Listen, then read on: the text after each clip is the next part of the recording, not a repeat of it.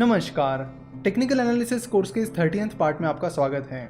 पिछले कुछ पार्ट्स में हमने पैटर्न्स के बारे में बहुत डिटेल में समझा था और आज हम बात करने वाले हैं कुछ और इम्पोर्टेंट टॉपिक्स के बारे में, जैसे कि वॉल्यूम, ट्रेंड लाइंस और सपोर्ट और रेजिस्टेंस। ये तीनों भी चीज़ें टेक्निकल एनालिसिस में काफ़ी इंपॉर्टेंट हैं। अगर देखा जाए तो टेक्निकल एनालिसिस दो चीज़ों का एनालिसिस होता है, प्राइस और वॉल्यूम। प्राइस को तो हमने देख लिया और प्राइस के अनुसार हमने अलग अलग पैटर्न्स को भी देख लिया। अब वॉल्यूम का क्या, ये वॉल्यूम होता क्या है और उसे कैसे एनालाइज किया जाता है, इसे अब हम समझेंगे। तो वॉल्यूम हमें बताता है कि उस दिन कितने शेयर्स ट्रेड हुए। जैसे कि आप यहाँ पर टीसीएस के शेयर डिटेल्स देख सकते हो। तो टीसीएस के डिटेल्स में आप यहाँ पर देख सकते हो कि 17 सितंबर 2019 को टीसीएस का वॉल्यूम 27,96,530 था।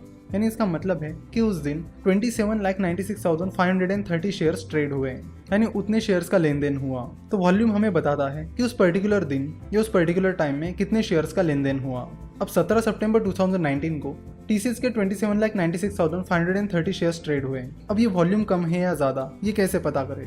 तो उसके लिए आपको पिछले कुछ दिनों का एवरेज वॉल्यूम देखना होगा। जैसे कि आप यहाँ पर देख सकते हो कि 17 सितंबर के पहले 5 दिनों का एवरेज वॉल्यूम 24,86,391 था। 17 सितंबर के पहले 10 दिनों का एवरेज वॉल्यूम 22,85,555 था और 17 सितंबर के पहले 30 डेज का एवरेज वॉल्यूम 22,43,505 था। तो इससे हमें पता चलता है कि 17 सितंबर से पहले के दिनों का एवरेज 17 सितंबर के वॉल्यूम से कम था, जिससे हमें ये पता चलता है कि 17 सितंबर का वॉल्यूम अच्छा था। टेक्निकल एनालिसिस में वॉल्यूम काफी ज्यादा इंपॉर्टेंट होता है और आपको वॉल्यूम का एनालिसिस करना ही करना होता है।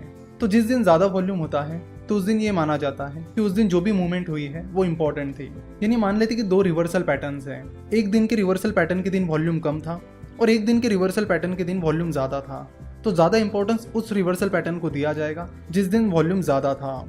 अगर किसी दिन रिवर्सल पैटर्न आता है या कोई इंपॉर्टेंट पैटर्न आपको दिखाई देता है जिसके बेसिस पर आप डिसीजन लेने जाते हो और तभी आपको लगता है कि उस दिन का वॉल्यूम काफी कम है, तो आपको उस बेसिस पर डिसीजन नहीं लेनी चाहिए। दोनों भी चीजें इंपॉर्टेंट है, पैटर्न और वॉल्यूम। सही पैटर्न और स्ट्रॉन्ग वॉल्यूम इंडिकेट करता है कि वो जो पैटर्न है वो स्ट्रॉन्ग है। जनरली आपको वॉल्यूम कैंडलस्टिक चार्ट में नीचे इस तरह दिखता है, जिसकी मदद से आप चेक कर सकते हो कि उस दिन वॉल्यूम कम था या ज्यादा, और फिर आप वॉल्यूम और कैंडल दोनों को चेक करके अपने डिसीजन ले सकते हो। तो अब हम बात करेंगे ट्रेंड लाइन के बारे में। ट्रेंड लाइन भी टेक्निकल एनालिसिस में बहुत इंपॉर्टेंट होती है और ट्रेंड लाइन का इंपॉर्टेंस इसलिए है क्योंकि ट्रेंड लाइन से हमें ट्रेंड पता चलता है कि मार्केट में कौन सा ट्रेंड चल रहा है, अप ट्रेंड चल रहा है, डाउन ट्रेंड चल रहा है या फिर कोई भी ट्रेंड नहीं चल रहा है। तो यहाँ पर एक ग्राफ है और इस सिंपल ट्रेंड लाइन से हमें पता चलता है कि इस स्टॉक में अप ट्रेंड चल रहा है।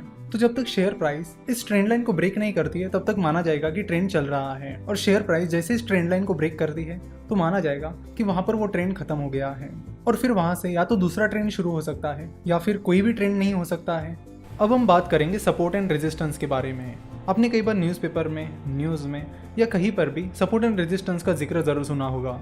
टेक्निकल एनालिसिस में सपोर्ट एंड रेजिस्टेंस बहुत जनरली यूज की जाने वाली टर्म है। तो चलो देखते हैं कि सपोर्ट एंड रेजिस्टेंस क्या होता है। तो शुरुआत करते हैं सपोर्ट से। सपोर्ट हमें स्टॉप लॉस सेट करने में मदद करता है। कैसे? चलो देखते हैं। जैसे कि यहाँ पर आप देख रहे हो कि नीचे ये स्पेसिफिक प्राइस है जहां पर जाकर वो शेयर प्राइस फिर से यूटर्न ले रही है, यानी फिर से ऊपर जा रही है। जैसे कि आप देख सकते हो कि बार बार शेयर प्राइस यहाँ तक आके गिरती है और यहाँ से आके फिर से उभर जाती है और फिर इन डॉट्स को जोड़कर हमें सपोर्ट लाइन मिल जाती है। तो सपोर्ट लाइन हमें बताती है कि सपोर्ट लाइन के पॉइंट पर बाइंग प्रेशर ज्यादा है, यानी बाय करने वाले ज्यादा है, जिससे शेयर प्राइस उस लाइन के नीचे नहीं जा रही है। इसलिए सपोर्ट का उपयोग ट्रेडर स्टॉप लॉस के लिए करते हैं। तो सपोर्ट लाइन ड्रॉ करने का तरीका बड़ा सिंपल है। आप इस ग्राफ को देखकर तुरंत पहचान सकते हो कि कौन कौन से पॉइंट पे आकर शेयर प्राइस फिर से वापस ऊपर चली गई है, और उन पॉइंट्स को जोड़कर आप सपोर्ट लाइन बना सकते हो जो कि आपके लिए आपका स्टॉप लॉस का काम करेगी। पिछले कुछ एपिसोड्स में हमने जितने भी पैटर्न्स देखे हैं उसमें हमें ये तो पता चला कि अब शेयर को बाय करना चाहिए या फिर सेल करना चाहिए, लेकिन ये नहीं पता चला कि उस शेयर का स्टॉप लॉस क्या होना चाहिए, उसकी टारगेट प्राइस क्या होनी चाहिए। तो इन चीजों के लिए हमें सपोर्ट एंड रेजिस्टेंस पर डिपेंड रहना होता है। सपोर्ट के बाद अब बात करते हैं रेजिस्टेंस की। रेजिस्टेंस एक ऐसी लेवल होती है जहां पर सेलिंग प्रेशर ज्यादा होता है, यानी जहां पर जाकर शेयर प्राइस यूटर्न ले लेती है, यानी शेयर प्राइस जल्दी से उस लेवल को ब्रेक नहीं कर पाती है। तो जैसे कि आप यहाँ पर देख सकते हो कि शेयर प्राइस कई बार रेजिस्टेंस के लेवल तक चली गई और फिर वापस नीचे चली आ गई, क्योंकि रेजिस्टेंस के लेवल पर सेलिंग प्रेशर काफी ज्यादा है, जिसकी वजह से वहां पर जाकर शेयर प्राइस नीचे चली जाती है। तो रेजिस्टेंस का उपयोग टारगेट प्राइस सेट करने के लिए किया जाता है।